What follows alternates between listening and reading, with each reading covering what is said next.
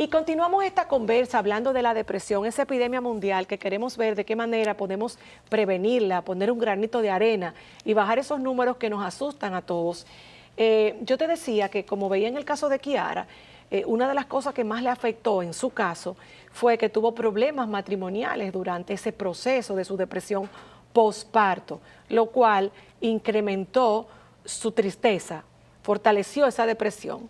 Mira, a veces pensamos que los problemas que tenemos en nuestro entorno no afectan y simple y llanamente la persona está magnificando los síntomas. Y hay que entender que hay estímulos también para poder llevar a una persona incluso a detonarse y al suicidio.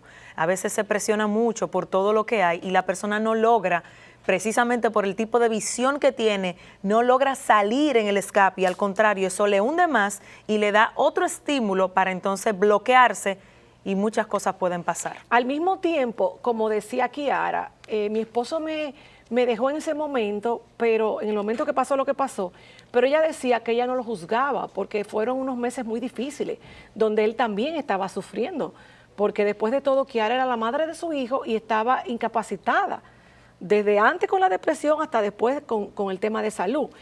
¿Qué pudo haber hecho diferente él o cualquier pareja que se dé cuenta que su esposa no está bien, pero pasa el tiempo y cada vez está peor? Y obviamente, independientemente de los problemas que tengan, todas las parejas tienen problemas, pero eso es un detonante que nos ayuda al manejo de la situación. Así es, ciertamente nuestra pareja influye mucho, incluso dentro de los factores, vamos a decir preventivos, es tener pareja. Mira qué cosa, qué interesante. O sea, es más fácil de sobrellevar si estás bien acompañada. Así es, mira, eso es real. La red primaria de apoyo, obviamente, que es la familia, y tu pareja es la primera familia que tú tienes. Y sin embargo, doctora, ¿por qué tiende a pasar? Y lo he visto mucho, de parejas que en medio de la depresión o la ansiedad severa, lo que hace que detona, como pasó en este caso, un divorcio. Mira, eso es terrible y es precisamente por el estigma. Siempre se piensa es una loca, esta es una histérica, se lo está inventando para manipulación y tenemos que tener mucho cuidado con eso. Eso me preocupa mucho porque escuché que la llamaron en algún momento, aunque la mayoría de lo que recibió fue amor y apoyo, pero escuché hablar de ella hablando de manipulación, de querer llamar la atención. Y esto es bien preocupante porque quien habla de eso no conoce la depresión. Exactamente, y yo me pregunto, si fuera manipulación entonces, ¿no estamos hablando de algo mental también? Entonces yo creo que esto hay que prestarle atención y precisamente por nosotros todos de manera general, no solamente yo como psiquiatra me corresponde, la depresión es un problema de todos, porque es un problema de salud mental a nivel nacional, de salud pública, pero también de nosotros. Y con nuestras palabras podemos o hundir o salvar una vida. Definitivamente. ¿Qué pasa con los hijos? Porque una madre o un padre que esté viviendo un proceso de depresión severo no puede criar, en ese momento no está apto para manejar una familia ni siquiera. Mira, tenemos que cuidar mucho de nuestros hijos y te voy a explicar, hay algo en terapia familiar que se llama lealtades invisibles y muchas veces, aunque el hijo no sufra la depresión, le es leal a mamá y hasta por parecerme a mamá, comienzo a imitar su conducta. Y eso hace que mi cerebro se moldee y cree nueva red neuronal y entonces la persona se me enferma. Y realmente mira de dónde vino. Ahí no había algo biológico, por ejemplo, ¿entiendes? Sino una conducta aprendida. Entonces tenemos que tener en cuenta, explicarle a nuestros hijos, necesitamos ayuda. La depresión no es solamente en la casa. No se va a quitar con un video que usted ponga de YouTube, con un tutorial. No. ¿Y qué hay de la gente que hay apela, que asistir a hay terapia? gente que apela a la fe y a la iglesia y se meten de cabeza en su iglesia o en su culto, entendiendo que ahí van a encontrar la sanación. A Ingrid son mis peores casos. Y como parte del pueblo de Dios, como cristiana, como una líder dentro de esa población, yo me siento muy preocupada porque hemos sacado hasta ese Dios que hace cosas por nosotros, pero se nos olvida que Dios trabaja con lo que tú y yo tenemos, no con lo que no tenemos. Entonces es importante que nosotros entendamos que hasta la misma Biblia nos dice que los que están enfermos deben ir al médico, porque hay personas que necesitamos un proceso, necesitamos el que tiene cáncer. No puede decir, Dios me curó, puede hacerlo porque Dios es soberano, pero usted tiene que ir a su tratamiento, usted tiene que llevar sus quimioterapias. Exactamente eso pasa. Y muchas veces el cristiano, de manera específica, el evangélico, dice, no, Dios lo va a hacer, y hundiéndose.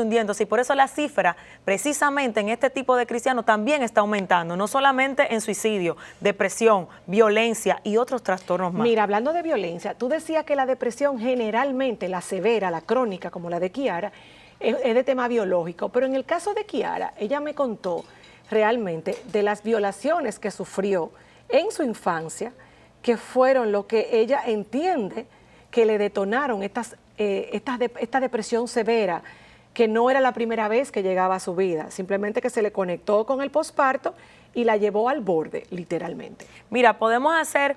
ella fue violada, creo que de los 5 a los 12, por su padrastro.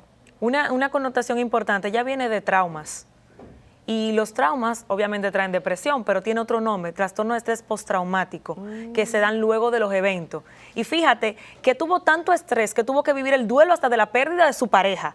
Entonces tenía todos los factores para tener y asumir ese riesgo hasta de quitarse la vida, como lo intentó. Yo creo que ella es una persona muy valiente y yo como psiquiatra la felicito. Ojalá ella lo pueda ver este programa, porque para mí ella es un gran testimonio y sobre todo porque en el caso de ella ya no es suicidio, sino una tentativa de suicidio que gracias a Dios no llegó a ese final tan trágico. Ella me contaba que cuando ella sufrió las violaciones, lo más duro aparentemente fue que se quedó callada. No sentía que podía decirle como niña a su madre que su esposo la estaba violentando y violando. Aunque su mamá sí sabía que el hombre tenía temas con el alcohol, no se imaginó lo que pasaba en su propio hogar. Y ella tardó 20 y pico de años hasta que ella encontró al Señor, y ella con quien primero se desahoga ni siquiera es con su mamá, es con su pastor.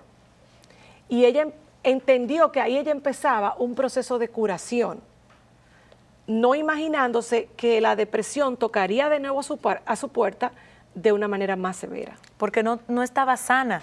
Mira, hay algo que nosotros decimos mucho en terapia y es que estamos tan enfermos como nuestros secretos. Ese tipo de secretos nos van enfermando y comienzan a carcomernos.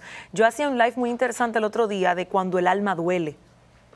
Las personas no entienden, duele y duele tanto como si fuera un golpe físico, pero no se cura. Entonces tenemos que comenzar a hablar, tenemos que comenzar a entender y dejar ese evento traumático a donde le corresponde. Hace 20 años, pero ella lo está viviendo hoy. Entonces todo eso se repite como una película para ella y en vez de comenzar a sanar en ese momento, se destapa la caja de Pandora con todo aquello y eso hizo que todos esos síntomas comenzaran a aflorar. Así es. La verdad es que ella me contaba que ella había intentado varias veces, incluso varias veces ella había subido el techo de la tercera, o sea, sería como una cuarta planta, y ella había subido pensando en quitarse la vida, en tirarse, pero cuando llegaba le pasaba lo que nos ocurre a las personas cuando estamos bien, que no estamos enfermos, que podemos razonar, que decía, no, pero no, yo no estoy loca, o sea, ¿qué va a pasar con mi hijo? ¿Cómo le voy a hacer eso a mi familia? Ella decía. Entonces yo le decía, entonces, ¿qué pasó ese día que te tiraste? Vamos a la pausa y vamos a llegar a analizar un poquito si el suicidio es cuando, o sea, puede ser por impulso o puede ser planificado. Vamos a la pausa y regresamos.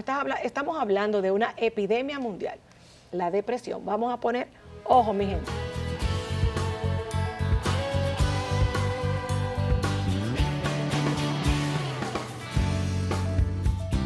La literatura registra que el que se va a quitar la vida, se la quita por más que usted haga. Que en la depresión crónica también se pudieran oír voces.